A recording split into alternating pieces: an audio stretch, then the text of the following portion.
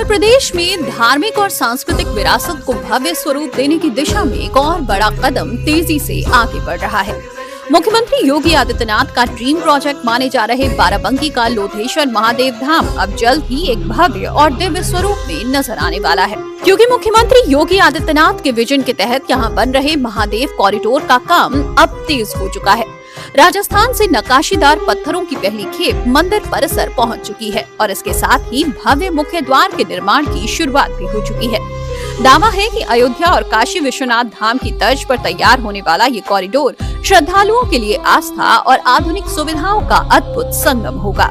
महादेवा जो कॉरिडोर बन रहा है, सबसे अच्छा यहाँ पे यही लग रहा है कि एक सुंदरता हो जाएगी और जितने भी लोगों के यहाँ पे मकान अभी देख रहे हैं कि बहुत सारे लोगों के मकान टूट गए हैं, तो उन लोगों को भारी मुआवजा मिला है। मतलब जितने का उनका ज़मीन थी, जितने का उनका मकान था, उससे ज़्यादा उन लोगों को पैसे मिल चुके हैं और उससे चीज़ यहाँ पे रोज़गार बढ़ेगा और लोग अभी तो बहुत दूर दूर से लोग आते हैं, लेकिन जब सुंदर कॉरिडोर बन के तैयार हो जाएगा तो ये हमारे ज़िले में और हमारे पूरे उत्तर प्रदेश का नाम भी रोशन करेगा। महादेवा कॉरिडोर बड़ा अच्छा बन रहा है। हमारे योगी जी ने बड़ा अच्छा काम किया है और पब्लिक को बड़ी सुविधाएं मिलेंगी, बड़ी व्यवस्था मिलेगी।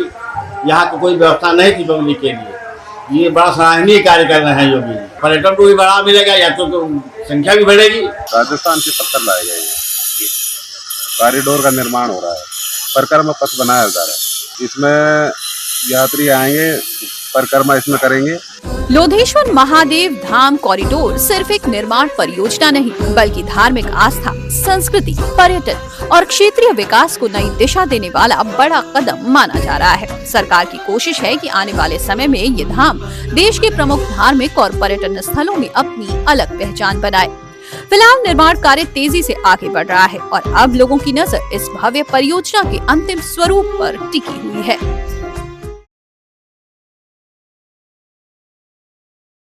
उत्तर प्रदेश में कुदरत का ऐसा कहर टूट रहा है कि आसमान से मानो आग बरस रही हो।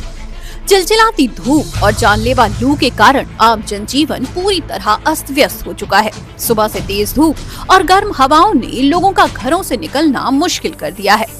इस बीच यूपी के बुंदेलखंड क्षेत्र का बांदा जिला सबसे गर्म शहर बन गया है। मंगलवार को लगातार तीसरे दिन बांदा में अधिकतम तापमान 48.2 डिग्री सेल्सियस दर्ज किया गया।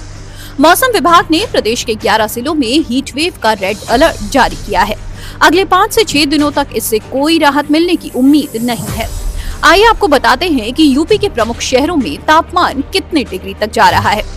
यूपी के बांदा में पारा 48.2 डिग्री सेल्सियस पहुंचा। लगातार तीसरे दिन तापमान 48 डिग्री के पार गया। वहीं झांसी में पारा 46 डिग्री तक गया। आगरा में 45 डिग्री सेल्सियस तापमान दर्ज किया गया। प्रयागराज में 44 डिग्री और लखनऊ में 43 डिग्री पर दर्ज हुआ है। वहीं वाराणसी में पारा 42 डिग्री दर्ज किया गया।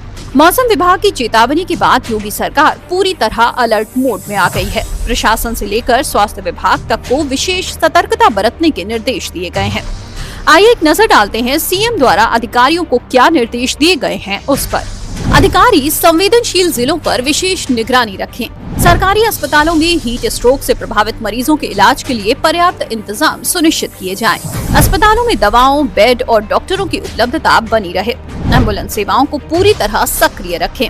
नगर निकाय और जिला प्रशासन सार्वजनिक स्थानों पर पेयजल की पर्याप्त व्यवस्था सुनिश्चित करे।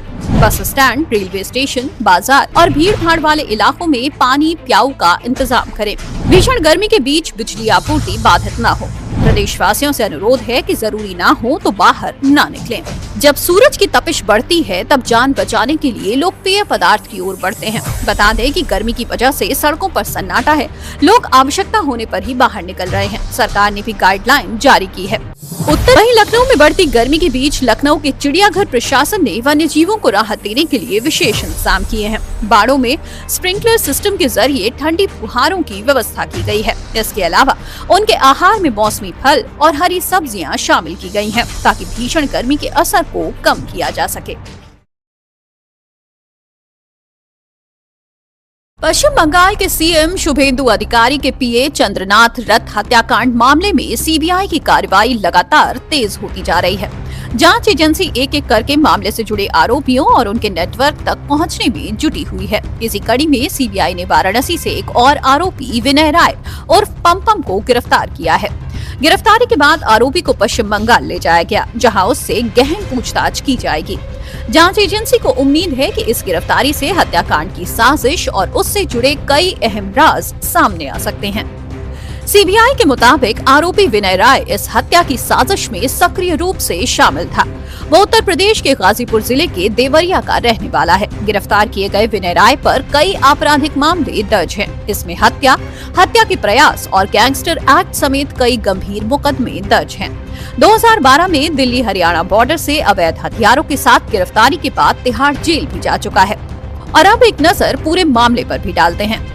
पश्चिम बंगाल चुनाव परिणाम आने के 2 दिन बाद 6 मई को 42 साल के चंद्रनाथ रथ की हत्या कर दी गई थी। मुख्यमंत्री के पीए चंद्रनाथ रथ पर उस समय घात लगाकर हमला किया गया था जब वो अपनी गाड़ी से जा रहे थे।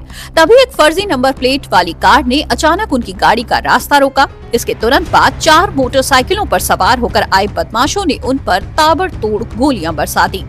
चंद्रनाथ रथ के सीने और पेट में 3 गोलियां लगी थी। सीबीआई को मामले की जांच सौंपी गई थी। इस पूरी घटना को सोची समझी साजिश और पोस्ट पोल वायलेंस से जोड़कर देखा जा रहा है। आपको बता दें कि अब तक यूपी से 3 आरोपियों की गिरफ्तारी हो चुकी है। इससे पहले 2 गिरफ्तारियां बलिया के रहने वाले आरोपियों की हुई हैं।